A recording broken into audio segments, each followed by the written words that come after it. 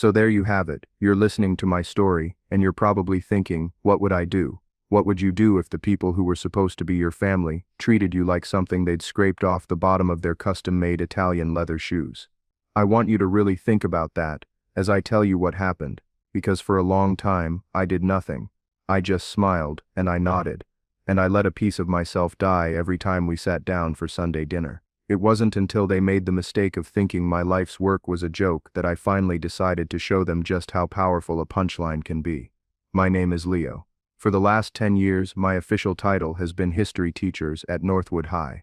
To my wife's family, the obscenely wealthy Barretts, my unofficial title was the help, or maybe more accurately, the charity case. I met my wife Charlotte in college. She was bright and funny, and for a long time, she seemed completely separate from the dynastic old money world she came from. We fell in love over late-night study sessions and cheap pizza, a world away from the sterling silver and crushing expectations of her family's estate. When I asked her to marry me, I knew I was marrying into the Barretts, but I was naive. I thought love would be enough. I thought my passion for history, for teaching, for shaping young minds would be seen as a noble pursuit. I was wrong. To her father, Richard Barrett, a real estate mogul who paved over anything that didn't show a profit, my career was a charming little hobby. To her mother, Margaret, a woman whose entire existence revolved around charity galas and maintaining a steely grip on the local social ladder, my PhD in 19th century American history was a tragic waste of a good mind. Their mansion, a sprawling stone monstrosity that overlooked the entire county, was the stage for my weekly humiliation. Every Sunday, we'd gather for dinner. It was a ritual. For them it was a chance to assert their dominance. For me it was a 2-hour sentence of slow-motion emotional torture. I would sit at their ridiculously long mahogany table, a relic plundered from some European castle, and listen.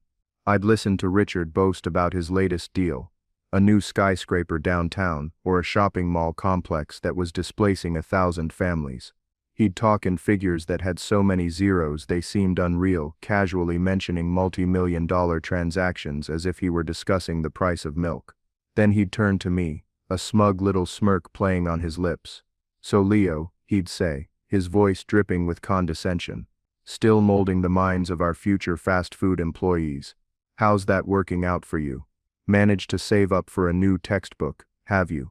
The whole table would chuckle. Not a real, hearty laugh, but a tight, controlled titter of people who knew their place in the pecking order. My wife Charlotte would cast a nervous glance my way, a silent plea for me to just take it. Just absorb the blow and move on. And for years, that's exactly what I did. I'd smile a thin, tight smile and say something self-deprecating. "Someone's got to do it, Richard. Can't all be titans of industry." It was a performance, a carefully constructed mask of mild-mannered compliance. I did it for Charlotte. I loved her, and I knew that despite her family's poison, she loved me. But their influence was like a slow-acting venom, and I could see it working on her, making her flinch when I talked about my modest salary, making her subtly suggest I look for a job in corporate training or private consulting. Anything that sounded more impressive at her mother's garden parties. The inciting incident. The moment the tectonic plates of my decade-long patience finally shifted, came on a crisp autumn Sunday. The air was filled with the scent of wood smoke and decaying leaves. Inside the Barrett mansion, however, the air was thick with smug triumph. Richard was positively glowing. He'd been teasing a massive announcement for weeks, and this was the night. He stood at the head of the table, a glass of ludicrously expensive champagne in his hand, looking like a Roman emperor about to declare a new conquest. "Family," he began, his voice booming with self-importance. "As you know, Barrett Development is always looking to the future. To build, to grow, to transform the landscape into something better." He paused for dramatic effect, sweeping his gaze across the room before it landed, as it always did, on me. A little flicker of contempt in his eyes. "And our biggest project to date is now a reality. I give you, Barrett Meadows." A curtain was theatrically pulled back to reveal a massive, intricate model on a nearby sideboard. It was a sprawling luxury community. Cookie-cutter mansions, a golf course, a clubhouse, a man-made lake. It was soulless and sterile, the architectural equivalent of a lobotomy. But the Barretts gasped in performative awe. "It's beautiful, darling," Margaret cooed, clutching his arm. Richard's smile widened. "It will be the most exclusive address in the county. But the real genius," he said, leaning in conspiratorially, "is the land. I managed to acquire the entire parcel for a song, a huge tract, just north of the old highway. Been in the same family for 100 years. The old Finch plot." My blood ran cold. The clinking of silverware, the murmur of conversation, it all faded into a dull roar in my ears. The Finch plot. I didn't just know that name. I knew its soul. For my PhD, I hadn't just studied obscure land deeds. I had specialized in them. Specifically, the homestead deeds of our very county from the post-Reconstruction era. My dissertation, the work Richard had once called a 200-page cure for insomnia, was a deep dive into the legal intricacies and forgotten clauses of those original land grants. And the Finch plot, that was my crown jewel. I could see the map in my head, a faded, hand-drawn document from 1888. I could see the spidery cursive of the county clerk, and I could see the clause. Richard was still talking, puffing out his chest. The current owner, some dusty old farmer, had no idea what he was sitting on. His great-grandfather was the original homesteader. Can you imagine? Dirt-poor farmer gets a plot of land from the government, and his family just sits on it for a century and a half, growing turnips. My lawyers found some ancient, irrelevant covenants on the deed, but they're unenforceable, of course, just archaic nonsense. We paid him a decent price, more than his turnips were worth, and he was happy to be rid of it. He laughed. A short barking sound of utter derision. Ignorant. That was the word that did it. Ignorant. He was standing there, preening over his victory, mocking a family's legacy, a legacy I knew intimately. He thought he'd pulled off the deal of the century, fleecing some simple old man. He thought my knowledge, my passion, my entire professional life, was useless, a waste of potential. What he didn't know, what none of them could possibly comprehend, was that his multi-hundred-million-dollar dream was built on a foundation of sand, and I was the one holding the historical document that could command the tide to come in. I looked at the model of Barrett Meadows, at the smug, triumphant face of my father-in-law, and for the first time in a decade, I didn't feel small or disrespected. I felt a surge of cold, clean power. The quiet history teacher was about to teach the real estate mogul a lesson in fine print. And the tuition was going to be astronomical. The drive home from the Barrett estate was always a tense, silent affair, a period of emotional decompression for me and one of blissful ignorance for my wife. But that night was different. The silence wasn't empty. It was humming with the high-frequency vibration of my rage. I gripped the steering wheel so hard my knuckles were white, my jaw clenched tight. I kept replaying Richard's words in my head. Ignorant. Dusty old farmer. Archaic nonsense. He had no idea. The sheer, unadulterated arrogance of the man was breathtaking. He moved through the world, like he owned it, believing that money was the only form of knowledge that mattered. Charlotte, on the other hand, was practically vibrating with excitement. She was oblivious to the storm raging inside me. She was too busy basking in the reflected glory of her father's success. "Can you believe it, Leo?" she said, her voice bright and full of energy that felt like a personal affront. "Barrett Meadows, it's going to be incredible. Daddy said there's already a waiting list for the first phase of houses." A waiting list. He's a genius. He really is. He's a predator. "Charlotte," I said, the words slipping out before I could stop them. My voice was low and tight. The energy in the car evaporated instantly. Charlotte's face, illuminated by the passing streetlights, went from ecstatic to confused, and then to defensive. It was a familiar progression. "What did you say?" "I said he's a predator," I repeated, not backing down this time. He gloated, literally gloated, about swindling an old man out of his family's land. He called him ignorant. He laughed about it. She sighed, that long-suffering sound that I had come to despise. It was the sound of her choosing them over me. Again. "Oh, Leo, don't be so dramatic. It's just business. You know how Dad talks. He didn't swindle anyone. He paid a fair price." The man agreed to it. He didn't know what he was agreeing to. I shot back, my voice rising. Richard even said it himself. There were covenants on the deed that his lawyers dismissed as archaic nonsense. That's not business.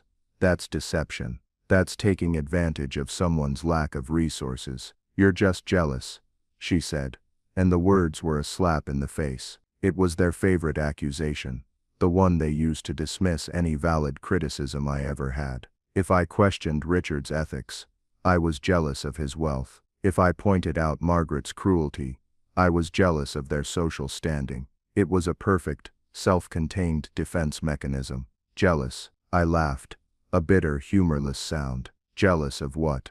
His complete lack of a moral compass, his belief that he can just bulldoze his way through anyone and anything that's in his way. No, Charlotte, I am not jealous. I'm disgusted. You're ruining a happy evening, she said, her voice turning cold. She folded her arms across her chest and stared out the passenger window, a clear signal that the conversation was over. The rest of the drive was a tomb of silence. When we got home, she went straight to the bedroom and closed the door without another word. I was left standing alone in the living room of the house they had so generously helped us with the down payment on, a fact they never let me forget. I felt a profound sense of isolation, a loneliness, so sharp it was a physical ache in my chest. For a decade, I had made excuses for her, for them. I had told myself she was just trying to keep the peace. But in that moment, hearing her parrot their lines, seeing her so effortlessly invalidate my feelings, I realized how deep the rot went. She wasn't just keeping the peace. She was a willing participant in their worldview. I walked into my study, my sanctuary. It was the one room in the house that felt truly mine. The walls were lined with bookshelves, groaning under the weight of history. I had first edition biographies, collections of letters, and row upon row of academic texts. And on one shelf, protected in an acid-free archival box, was a leather-bound copy of my PhD dissertation, Homestead and Holdfast, an examination of reversionary clauses in 19th century land grants of Northwood County. Richard had called it a doorstop. Margaret had once asked if I was ever going to get a real book published. Tonight, it felt like the most important document in the world. I sank into my worn leather chair, the silence of the house pressing in on me. My mind drifted back, a highlight reel of 1,000 small cuts, 1,000 moments of casual degradation. I remembered our first Christmas as a married couple. I had saved for months to buy Charlotte a beautiful, delicate antique locket I'd found at an estate sale. She loved it. When she showed it to her mother, Margaret had examined it through her reading glasses and said, "Oh, how quaint. It's lovely that you appreciate things with history, dear." The implication was clear. It was old. It was cheap. It was second-hand. Later that day, Richard had handed me an envelope. Inside was a check for $5,000. "For you," he'd said with a pat on my shoulder, "to help you get Charlotte something a little more appropriate." Next time, I never cashed the check. It felt like blood money. I remembered the dinner party a few years later. One of Richard's business associates, a man with a face like a clenched fist, had asked me what I did for a living. Before I could answer, Richard had jumped in. "Leo is in the public sector," he'd announced grandly. "He's a historian. He teaches our youth to appreciate the past." It sounded almost respectable, until he added the punchline. "Because as we all know, those who cannot do, teach. And those who cannot teach, teach, Jim." Luckily, Leo can still teach. The laughter was immediate and cruel. I had just stood there, a plastic smile plastered on my face, feeling my insides curdle. Charlotte had squeezed my hand under the table, but the gesture felt hollow, an apology for a crime she had no intention of stopping. Then there was the matter of my own research, my passion. I had spent years painstakingly digitizing old county records, building a searchable database of land deeds and property transfers from the 1800s. It was a massive undertaking, a labor of love that I hoped to one day gift to the County Historical Society. When I tried to show Richard, hoping to find some common ground in the history of the land he was so busy developing, He had waved his hand dismissively. Fascinating, Leo, truly. Now if you could digitize my stock portfolio and make it go up 20%, that would be a useful skill. These memories weren't just isolated incidents. They were a pattern, a relentless soul-crushing campaign to erode my self-worth, to make me feel small and insignificant, to ensure that I, and by extension Charlotte, remained dependent on their largesse. And the most insidious part was that it had almost worked. I had internalized their judgment. I had started to see my own life's work through their eyes, as trivial, unprofitable, and ultimately worthless. I had allowed their definition of success, money, power, acquisitions to eclipse my own. My gaze fell back to the dissertation box on the shelf. The anger I'd felt in the car was beginning to cool, crystallizing into something harder and more dangerous: resolve. I had been playing a game by their rules for 10 years, a game I could never win. They had set the board, they had written the rules, and they changed them whenever they felt like it.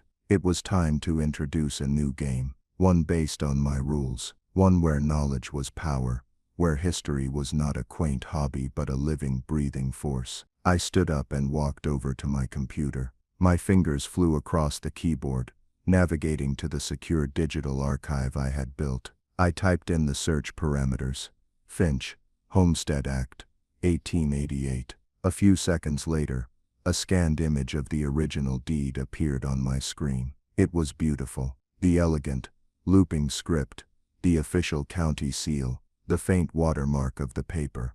I zoomed in on the block of text, detailing the terms of the grant. And there it was, the clause. It was even more ironclad than I had remembered. This parcel of land is granted in perpetuity to Jedediah Finch and his lawful heirs, for the express purpose of agricultural cultivation and homesteading. Should the land, in whole or in significant part, cease to be used for said agricultural purpose, or be used for extensive commercial or residential development, not in keeping with a rural homestead, the title and ownership of said parcel shall immediately and automatically revert to the eldest living heir of Jedediah Finch. Immediately and automatically revert. It wasn't a covenant that could be litigated or bought out. It was a reversionary clause, a condition subsequent. It was a ticking time bomb embedded in the very DNA of the property's title. Richard's high-priced lawyers, so accustomed to dealing with modern, sanitized contracts,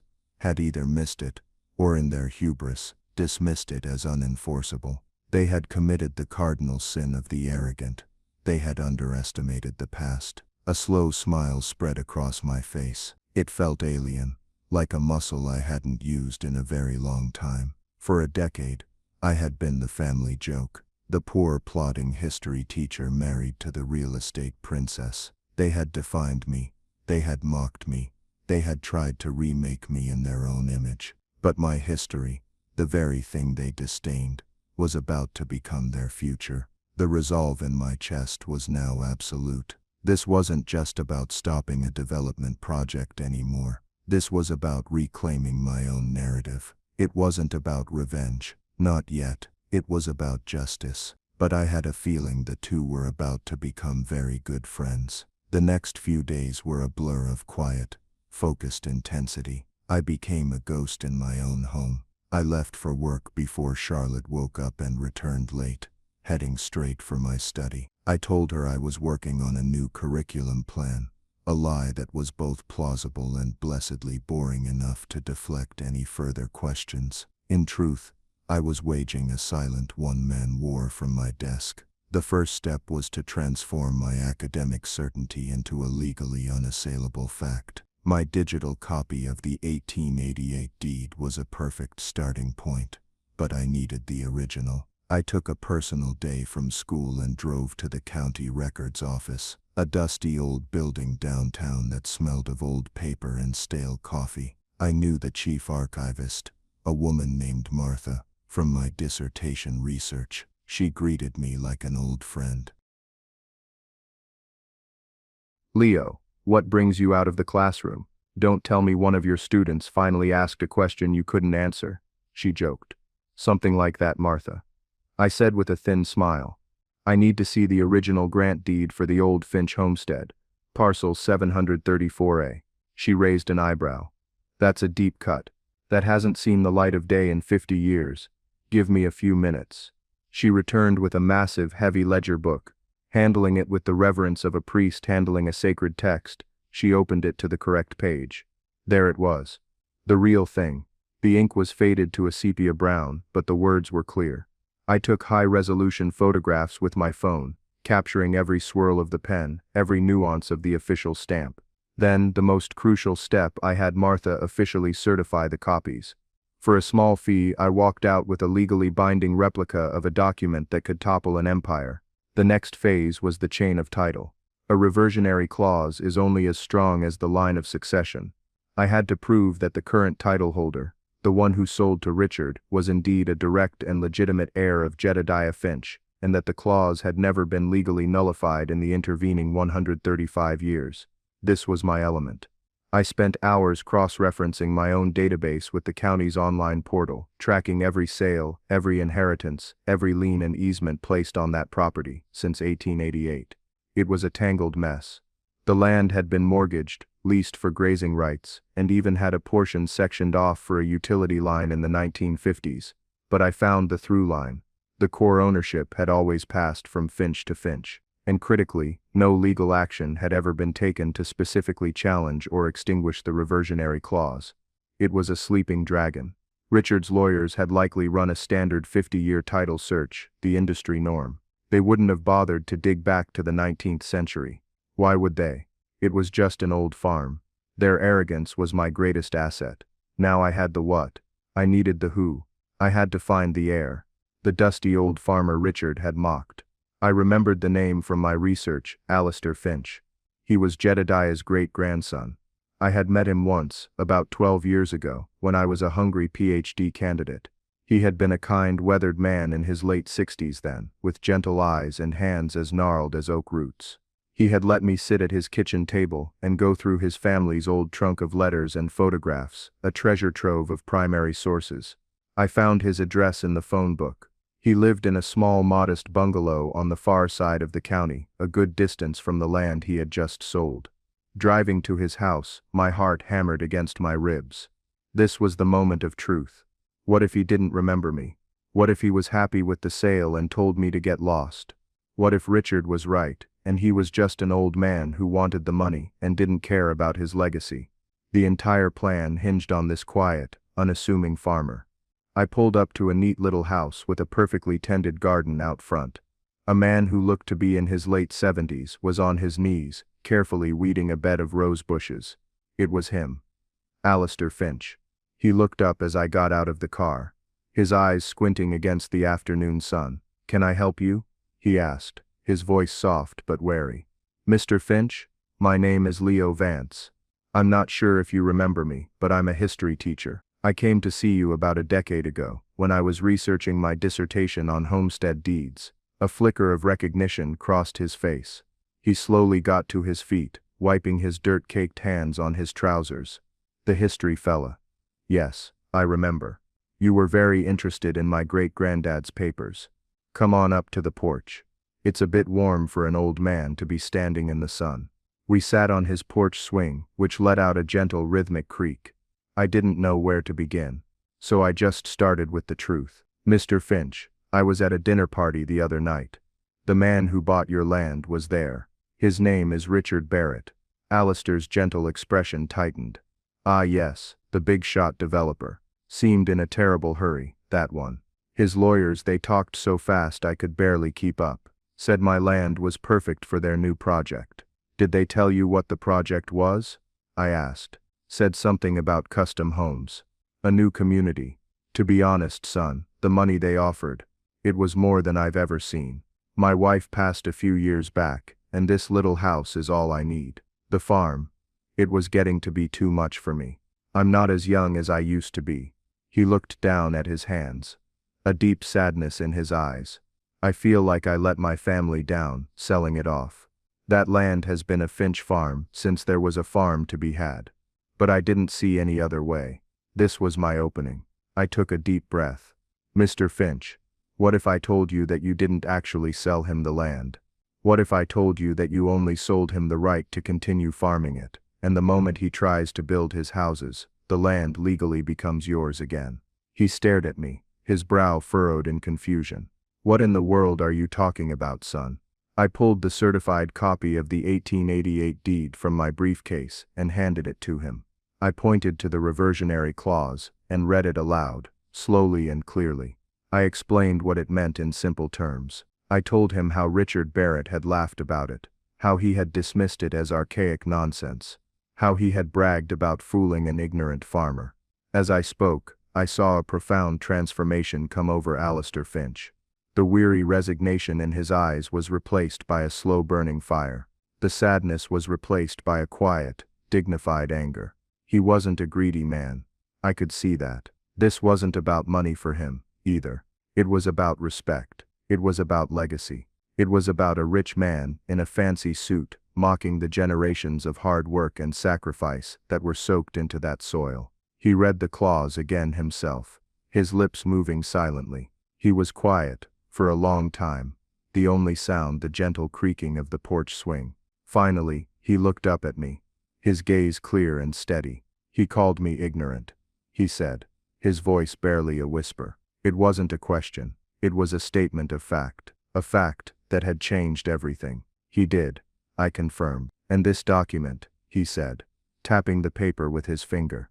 This is real, legal. As real and as legal as the day it was signed, I said. I've checked the entire chain of title. The clause is active and in force. He nodded slowly. My great-grandfather Jedediah was a clever man. He didn't trust governments or banks. He always said the land was the only thing that was real. He put that in there for a reason. He wanted it to be a farm, for his family, forever. He looked out at his rose garden, a symbol of the cultivation that was in his blood. This Richard Barrett, he wants to pave over my family's history and sell it off in pieces. He wants to erase it.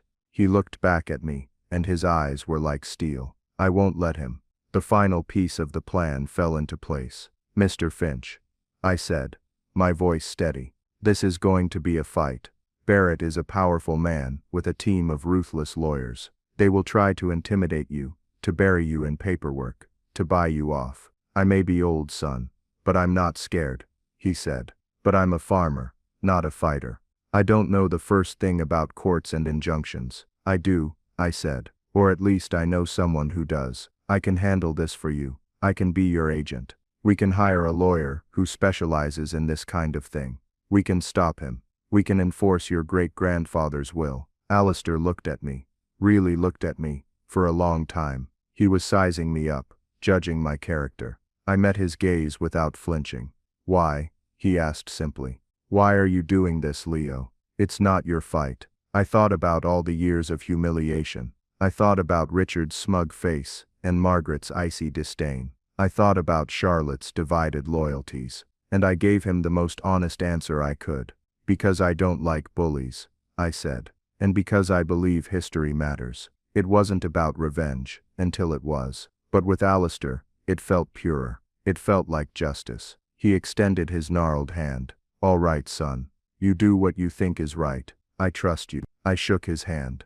The grip surprisingly firm. It felt like I was shaking hands with history itself. The next day, using my own savings, I retained the services of a young, hungry lawyer named David Chen. David was a shark in a well-tailored suit, known for taking on real estate Goliaths and winning. When I laid out the case, his eyes lit up. He called it the most beautifully simple, poetically just case he'd ever seen. Our strategy was set. We wouldn't make a move yet.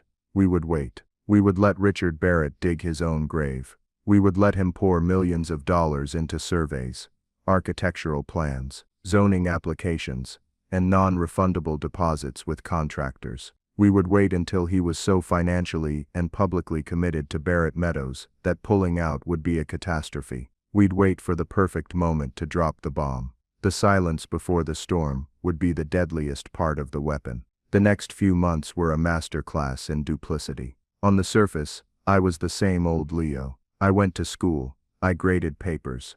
I coached the debate team. I even resumed my role at the Sunday dinners. I played the part of the chastened husband, who had gotten over his little fit of jealousy. I'd listened to Richard's endless monologues about Barrett Meadows, nodding with feigned interest. I'd ask him questions about the grading process for the golf course, or the type of marble he was sourcing for the clubhouse kitchens. My performance was so convincing that even Charlotte relaxed. She thought we were back to normal. She'd smile at me across the dinner table, a relieved, loving smile that twisted a knife in my gut. She had no idea that my quiet compliance was the calm surface of a deep, churning ocean of vengeful purpose. Meanwhile, Richard was walking deeper and deeper into the trap.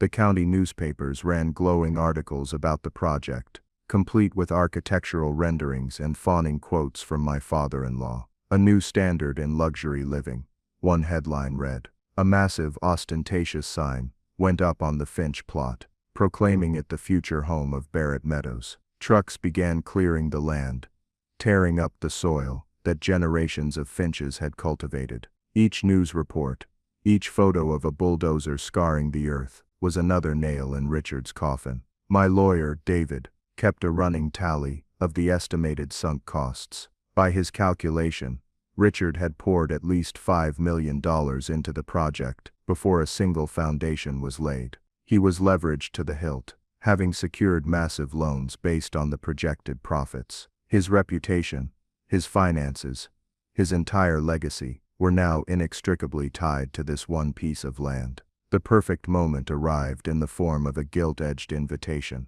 Richard was throwing a massive groundbreaking ceremony. The mayor would be there, the press, the city council, a host of investors and potential buyers. It was to be the crowning moment of his career, a public celebration of his victory. The ceremony was scheduled for a Friday morning. On Thursday, at precisely 4:59 p.m., 1 minute before the close of business, a courier from David's office walked into the headquarters of Barrett Development. He served Richard's chief legal counsel with a temporary restraining order and an injunction to cease all work, along with a formal notice of title reversion on behalf of his client, Mr. Alistair Finch. The bomb had been dropped. I was grading essays in my classroom on Friday morning when my phone buzzed. It was Charlotte. I let it go to voicemail. A minute later, it buzzed again and again. On the fifth call I answered, pitching my voice to sound slightly annoyed and busy. "Hi honey, I'm in the middle of class. What's up?" "Leo, thank God. Something's happened." Her voice was high-pitched with panic. "The groundbreaking. It's been cancelled. They're turning everyone away. Dad is, oh my God, Leo. I've never seen him like this. He's screaming at his lawyers. Something about an injunction. A problem with the title to the land.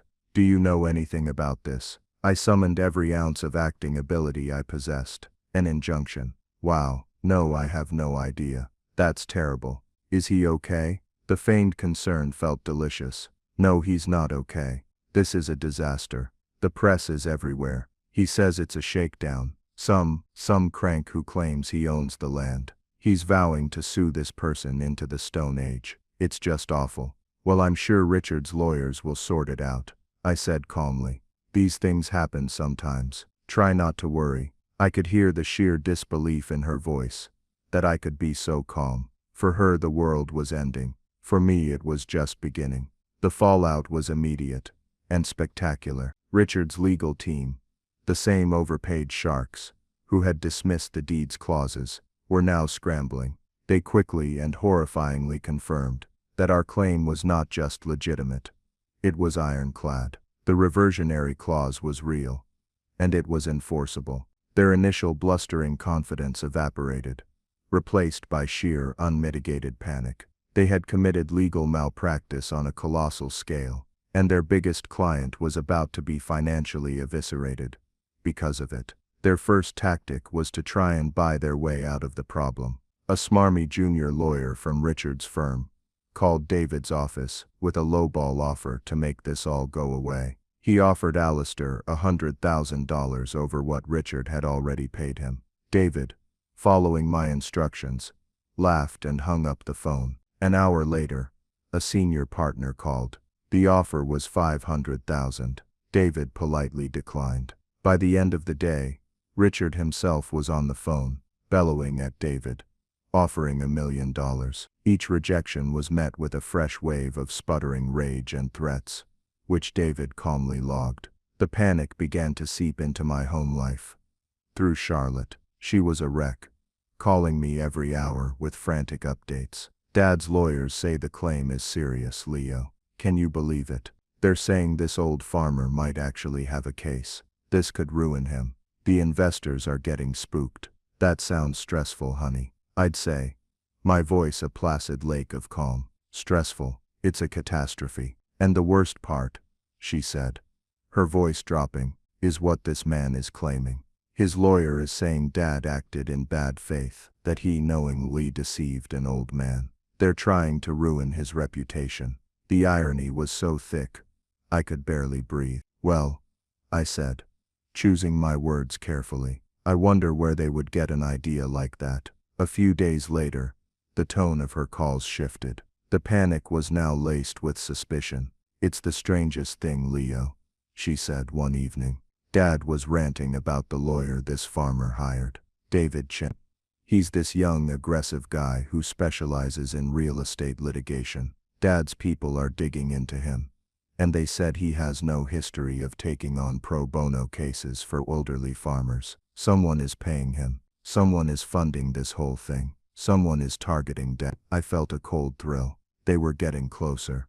That's just a conspiracy theory, Charlotte. Richard is a big target. Of course people are going to come after him. No, it's more than that, she insisted. The legal brief they filed, it's incredibly detailed. It talks about the history of the land, the original homesteader. It even quotes from old family letters. It's like whoever is behind this knows the Finch family history intimately. It's almost like an academic paper. She fell silent. I could almost hear the gears turning in her head. The terrible connections being made. The academic, the history teacher, the husband who had been so inexplicably angry about this specific deal. The silence stretched for a full 10 seconds. Leo, she finally said, her voice small and fragile. You were so angry that night. About the Finch plot. You said Dad was a predator. He is, I said softly. This person, the one funding the lawsuit. Dad says it has to be one of his business rivals, someone who wants to see him fail. I stayed silent. I didn't have to say a word. I knew she was looking at me, her mind racing, piecing together the last few months. My late nights in the study, my sudden placid acceptance of her father, my strange lack of alarm at this unfolding disaster. It was all adding up. Oh my God, she whispered, her hand flying to her mouth. Her eyes were wide with a horrifying dawning realization. It's you. You're doing this. You're the one trying to ruin my father. The accusation hung in the air between us, heavy and toxic. The silent takeover was over. The war was about to come home. The accusation, when it finally came, landed with the force of a physical blow. It's you, Charlotte whispered again, her face a mask of disbelief and horror. The color had drained from her cheeks, and she looked at me as if I were a complete stranger, a monster who had been hiding in plain sight. For a moment, I considered denying it. I could have lied, feigned outrage, and tried to maintain the charade for a little longer. But I was done lying.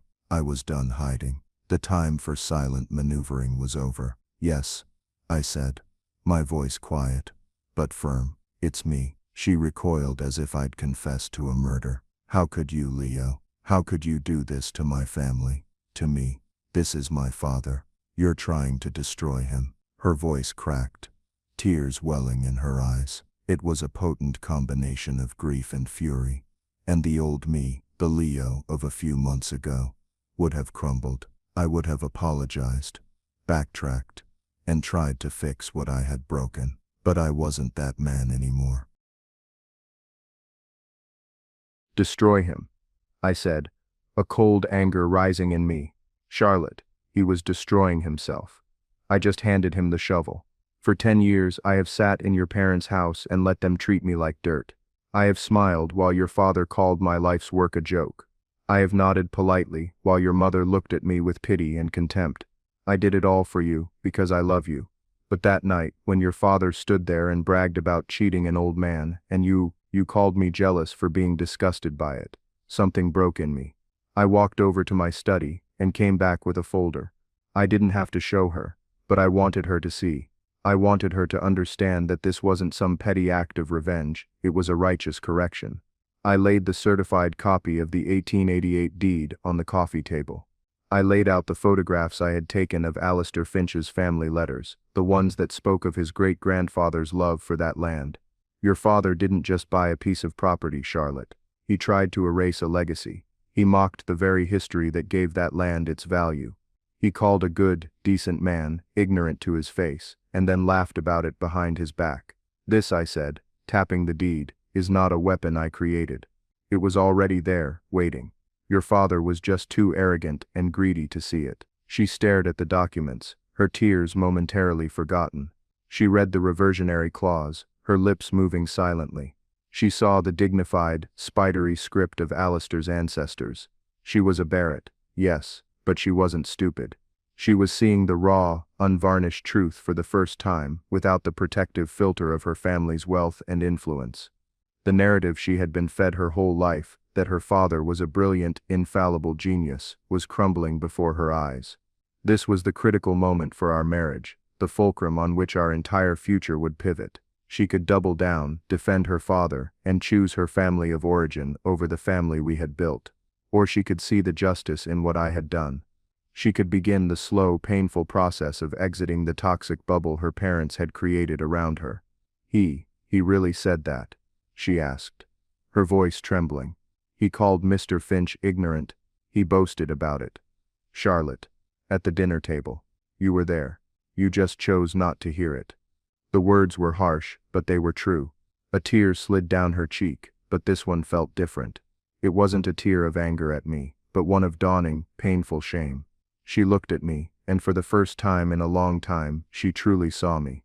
She saw the decade of accumulated pain, the quiet dignity I had struggled to maintain. And in that moment, I saw the woman I had fallen in love with, the one who existed separately from the Barrett name. The power in our relationship, which had for so long been tilted toward her family, had finally shifted back to center.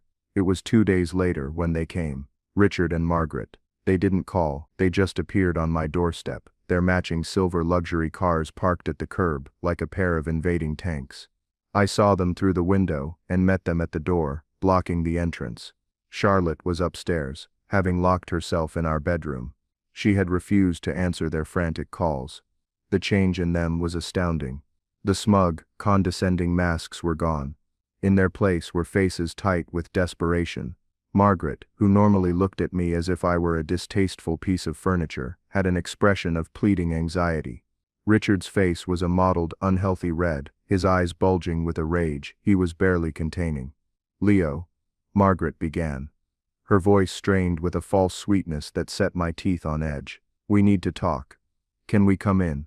"No," I said simply. "We can talk right here." Richard's composure snapped.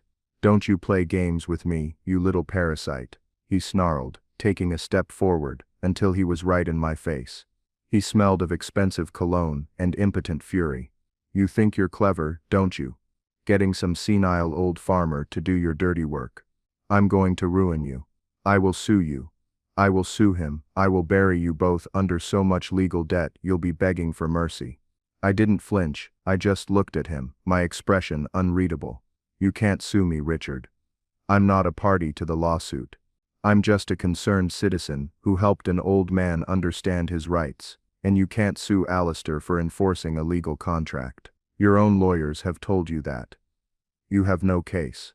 This is over." His face contorted. Seeing that threats were useless, he switched tactics. He tried to buy me.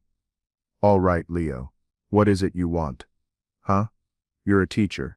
You make what, 60,000 a year? 100. I'll write you a check right now. 7 figures, just call off your dog. Call off the farmer. Name your price. Everyone has a price." It was the ultimate expression of his worldview. Everything, and everyone, was a commodity to be bought and sold. He couldn't comprehend a motive beyond financial gain. I let a small cold smile touch my lips. "You're right, Richard. I do have a price, I said, my voice dropping to a near whisper. He leaned in, his eyes gleaming with the certainty of his impending victory. My price, I continued, is every ounce of respect you and your wife have denied me for the last 10 years. It's for every snide comment, every condescending smirk, every time you made me feel like I wasn't good enough for your daughter. My price is for you to feel, just for a moment, what it's like to be powerless, to have something you cherish stripped away from you by forces you can't control and don't understand.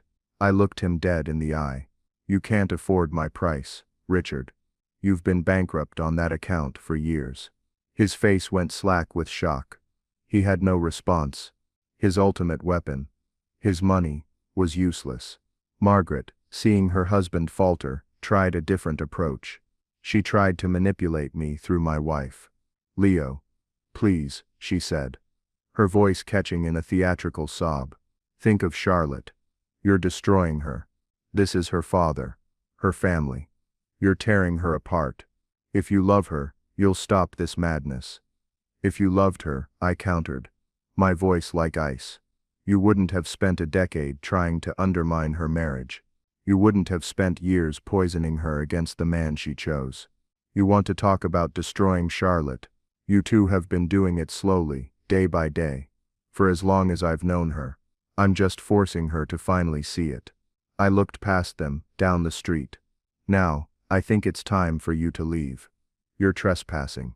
For the first time in his life, Richard Barrett was speechless. He was beaten. He stared at me with a look of pure, unadulterated hatred, but it was the hatred of the defeated. He and Margaret turned without another word and walked back to their silver cars, their shoulders slumped. As they drove away, the front door opened behind me. It was Charlotte. Her face was pale, and her eyes were red-rimmed, but she was standing. She walked over, and for the first time in what felt like an eternity, she took my hand. She didn't say anything. She didn't have to. The power shift was complete. The Barrett Empire was a house of cards, and a quiet history teacher had just pulled out the bottom one. The final confrontation took place a week later. It wasn't a dramatic shouting affair in a mansion. It was a sterile, soul-crushing meeting in a beige conference room at David Chen's law firm. The air was thick with the smell of expensive paper and defeat. On one side of the polished mahogany table sat Richard and Margaret Barrett, flanked by two pale, exhausted-looking lawyers from their high-priced firm. They looked smaller, diminished. The swagger was gone, replaced by a brittle, hollow shell of their former selves. On our side, there was me, my lawyer David, and the guest of honor, Mr. Alistair Finch. Alistair had insisted on being there. He wore a simple dark suit that was probably 50 years old but was impeccably clean and pressed. He sat with a quiet, unshakable dignity, his gnarled hands resting on the table. He was the calm, solid center of the storm that was raging around him. He was no longer the dusty old farmer. He was the living embodiment of a legacy, the quiet power of history made manifest. Richard's lawyer, a man named Sterling, whose face was permanently fixed in a pained grimace, cleared his throat. "We are here," he began, his voice flat and devoid of emotion, "to discuss a resolution to the matter of parcel 734A. He slid a document across the table. "Mr. Barrett is prepared to make a final generous offer to Mr. Finch to relinquish his reversionary interest in the property. In exchange for a cash payment of $5 million, Mr. Finch will sign a quitclaim deed, extinguishing the 1888 clause permanently. $5 million. It was an astronomical sum. A life-changing amount of money for a man like Alistair. I saw a flicker of something in Richard's eyes, a last desperate hope. He still believed. He still thought money could solve this. He thought he could buy his way out of his humiliation. I glanced at Alistair. He met my gaze, and I saw not a hint of temptation. I saw only resolve. He gave me a slow, almost imperceptible nod. The floor was mine. I leaned forward, placing my hands on the table. I didn't look at the lawyers. I looked directly at Richard. "Mr. Finch has considered your offer," I said, my voice calm and measured. "And he has instructed me to inform you that he is not interested in selling his reversionary interest. Not for $5 million. Not for 50 million. Richard's jaw dropped. Sterling, the lawyer, looked flabbergasted. What? That's an incredibly generous offer. What could he possibly do with that land? He can't afford to develop it. He has no intention of developing it. I said. I let the silence hang in the air for a moment, savoring the confusion on their faces. This was the checkmate. The move they could never have anticipated because it existed outside their world of profit and loss. You see, Richard, I continued, a slow smile spreading across my face. It turns out that a lot of people in this county are tired of seeing every last patch of green space paved over for soulless luxury communities. A lot of people value history, and a lot of people are willing to pay for it. I slid our own folder across the table. Inside was a proposal, complete with letters of intent and preliminary financial agreements. Mr. Finch has been approached by a consortium. It includes the State Land Trust, a non-profit dedicated to organic farming, and the history department of the local university. They have made him an offer to purchase the development rights to the land. Not the land itself, which will remain in the Finch family forever, but the rights to its use. Richard's lawyer snatched the folder and began reading, his eyes growing wider with every page. They are going to pay Mr. Finch a sum that coincidentally is slightly more than what you offered him, I said, looking at Alistair, who gave a small, dignified smile. And in exchange they are going to help him establish the Finch Homestead Agricultural Preserve. It will be a working organic farm, a living history museum, and a protected wildlife corridor. The university will use it for educational programs.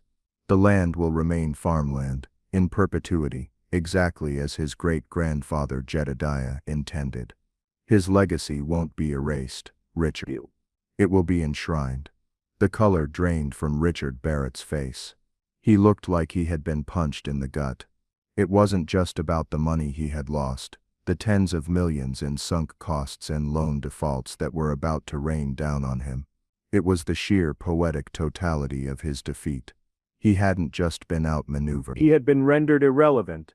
His vision of a gaudy, exclusive enclave was being replaced by its polar opposite, a public, educational, historical preserve. He lost not to a bigger, richer developer, but to the very values he disdained: history, preservation, and legacy. The final insult was the name. The Finch Homestead. His name, the Barrett name, he was so proud of, would be nowhere on the map. It would be a monument to his failure. He finally spoke, his voice a choked, strangled whisper. You did this. He was looking at me, his eyes filled with a venomous hatred that was almost pitiable. You, a nothing, a nobody. Before I could respond, Alistair Finch spoke for the first time. His voice was not loud, but it filled the sterile room with a quiet authority that no amount of money could buy. He is not a nobody, Mr. Barrett, Alistair said, his clear eyes fixed on Richard. He is a man who understands that some things are not for sale. My great-grandfather didn't hold on to that land through drought and hardship so that a man like you could turn it into a playground for the rich. He held on to it for his family, for the future. Leo helped me honor that. That doesn't make him a nobody. It makes him the only person in this whole sorry mess who has any real wealth at all. There was nothing left to say. The new reality had set in. Richard Barrett, the titan of industry, had been brought low by a dusty old deed and a quiet history teacher. Margaret was weeping silently into a silk handkerchief. Their lawyers were staring blankly at the table, no doubt calculating the scale of the malpractice lawsuits that were heading their way. We stood up. As we walked out of the room, leaving them to drown in the wreckage of their own arrogance, I felt a profound sense of peace. It wasn't the giddy thrill of victory. It was the quiet, satisfying hum of scales being rebalanced. The past wasn't dead. It wasn't even past. And it had just handed them the bill. In the months that followed, the new reality settled over us all like a quiet snowfall, changing the landscape forever. The fallout for the Barretts was swift and brutal. The collapse of the Barrett Meadows project triggered a cascade of financial ruin. Woodright, the banks called in their loans. Investors sued.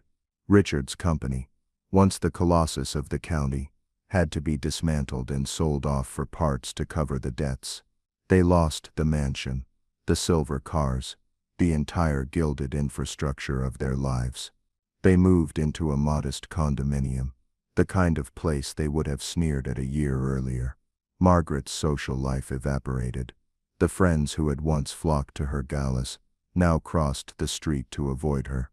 There is no social circle more ruthless than the one built on wealth, and without it, they were pariahs. Richard, stripped of his power and influence, became a bitter, shrunken man. The last I heard, he was selling commercial insurance. Alistair Finch, on the other hand, became a local hero. He was now a wealthy man, but you wouldn't know it. He stayed in his little bungalow with the rose garden. He used the money from the land trust to live comfortably, but the bulk of it went into creating a foundation in his family's name. The Finch Foundation established a permanent scholarship for history students at the university and provided grants for local preservation projects. The Finch Homestead Agricultural Preserve became a beloved community treasure. Families went there on weekends to buy organic vegetables and see the restored 19th century farmhouse. School children took field trips there to learn about the county's history. It was a place of life, learning, and legacy. Everything Barrett Meadows was not. Alistair insisted I accept a management fees for my role in the proceedings. It was a significant sum. It sits in a managed investment account, a safety net I've never had to touch. It was never about the money. I proved that to myself by not needing it. And what about me and Charlotte? The first few weeks after the final meeting were quiet and tentative. We were navigating a new world, trying to find our footing as a couple without the long shadow of her parents looming over us. It was her choice that saved us. She could have resented me, blamed me for her family's downfall. But seeing her parents stripped of their power revealed their true characters to her in a way a lifetime of my complaints never could. She saw their ugliness, their transactional view of love, their utter hollowness. She chose me. She chose us. We sold the house her parents had helped us buy, the last tie to their influence, and bought a smaller place on the other side of town, a home that was entirely ours. Our marriage, forged anew in the crucible of this crisis, is stronger and more honest than I ever thought possible. I'm still a history teacher at Northwood High. I still get excited about explaining the causes of the Civil War. I still find joy in seeing a spark of understanding in a student's eyes. My life, from the outside, looks much the same. I drive a sensible car. I pack my own lunch. I make a modest salary. By Richard Barrett's standards, I am still a failure, but I walk into my classroom every day feeling like the richest man in the world. I am respected, not for my bank account, but for my knowledge and my character. I have a wife who loves me for who I am, not who her parents wanted me to be. I have my integrity. So I'll ask you again, what would you have done? Would you have taken the money? Would you have let the bully win just to keep the peace? Or would you have found that one piece of leverage, that one forgotten detail, that one thing you knew that they didn't, and used it to rebalance the scales? People will debate it. Some will say I went too far, that I was cruel, that I should have just walked away years ago. Maybe they're right. But walking away would have meant letting them win, letting their definition of worth become the only one that mattered. It wasn't just about revenge. It was about proving that a life dedicated to something other than the accumulation of wealth has value. They thought my knowledge was useless, a charming little hobby. They thought history was dead and buried. But the beautiful thing about history is that it's never really over. It's a story we're all a part of. And sometimes if you read the fine print, you get to write the ending yourself. What do you think? Was it justice, or was it revenge? Let me know your thoughts in the comments below. I read all of them. And if you enjoyed this story, please hit that like button and subscribe for more. It really helps the channel out. Thanks for listening.